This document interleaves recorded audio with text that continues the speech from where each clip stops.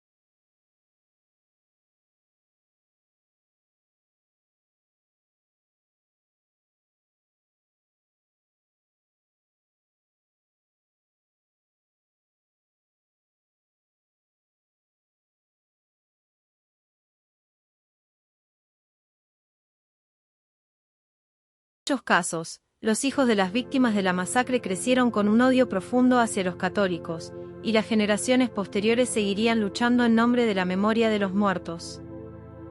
Aunque en su momento la masacre parecía haber fortalecido a los católicos, a largo plazo resultó ser un catalizador para la resistencia protestante.